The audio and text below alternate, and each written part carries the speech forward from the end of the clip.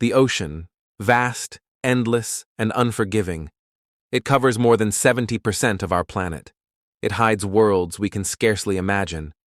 And yet, we humans stand at its edge, bound to the surface, unable to truly enter. But imagine a different world, a world where we could dive beneath the waves and breathe, where the sea was no longer a barrier, but a second home. What would become of humanity if we could breathe underwater? To understand this scenario, we must first ask the impossible. What would it take for humans, land-born creatures of air, to draw oxygen from water itself? Fish do this through gills. Thousands of tiny filaments extract dissolved oxygen, sustaining them in places we could never survive. If humans had such organs, or an equivalent biological system, the rules of our existence would be rewritten. This is not just a small adjustment. It would be an evolutionary leap on the scale of leaving the oceans millions of years ago. Except this time, it would be a return. Let us imagine, then, that humans are born with fully functional gills, alongside lungs. Two systems, two ways of life. Breathing underwater would free us from drowning, one of nature's oldest threats. We could swim into the deep, remain submerged indefinitely, and explore without the crushing dependency on oxygen tanks or submarines. Entirely new senses might emerge. Sound travels differently in water, faster, clearer, more encompassing. Vision would shift too. Human eyes, adapted for both air and liquid, could pierce the gloom of the sea. The body itself would change. Denser bones to withstand pressure, musculature tuned for efficient swimming, skin resistant to cold, salt, and constant immersion. We would not simply be humans who can swim longer. We would be a new hybrid species, air breathers and water dwellers. Today, our relationship with the ocean is fragile. We descend into it only through technology, wetsuits, masks, submarines, pressurized habitats. Our greatest divers can hold their breath for minutes at a time, but nothing more. The deepest parts of the ocean remain as mysterious as outer space. We know more about the surface of the moon than we do about the trenches of the Pacific, and because of this limitation, much of Earth itself remains hidden from us. Entire species go undiscovered, underwater landscapes untouched, resources untapped.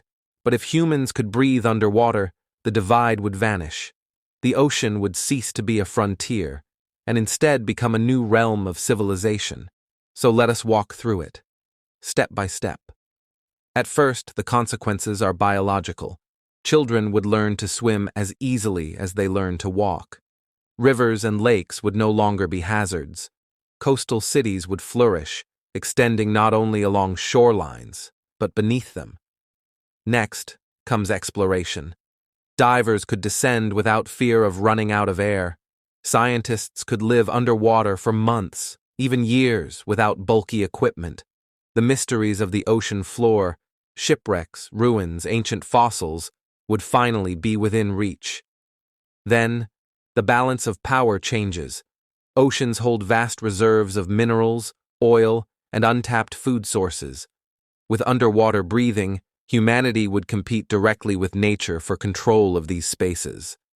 Fisheries would expand into the deep. Underwater mining could become common.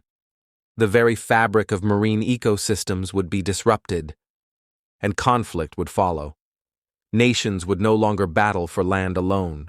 They would stake claims beneath the waves, in trenches and reefs, in vast undersea territories where borders are invisible, but resources are endless.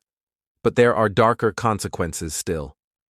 The ocean is not a forgiving place. Pressure increases with depth. Temperatures drop to freezing. Darkness swallows everything. Even with gills, humans would remain fragile creatures in a world designed for sharks, whales, and predators far older than us. And the ocean does not forget. Our presence would reshape its ecosystems. Pollution, already a crisis, might spread deeper. Coral reefs, already dying, might face a new wave of exploitation. And yet, in our pursuit of survival, we would also be forced to protect. Because if the oceans collapse, so too would our new home. In a way, this what if is a story of return.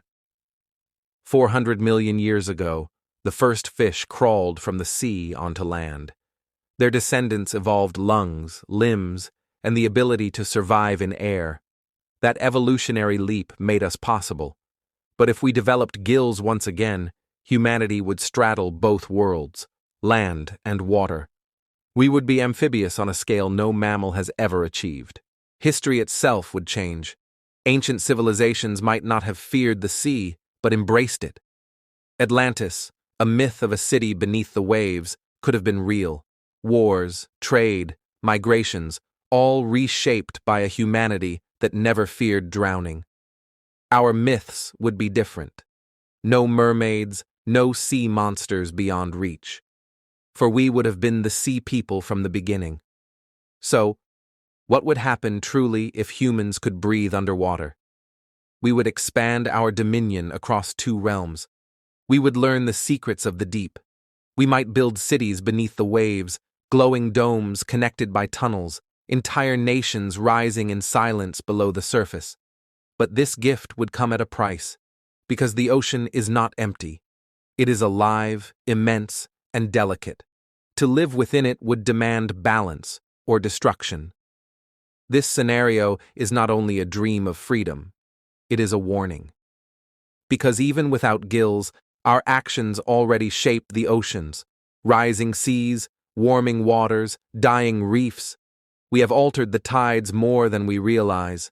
And perhaps the true question is not whether we could breathe underwater, but whether we deserve to. The ocean calls to us. It always has. And maybe one day, through science or evolution, we may answer that call. But if we could, what would we become? Explorers? Conquerors? Or something entirely new? And if humanity mastered the sea, what would come next? A return to the water, or a journey to the stars?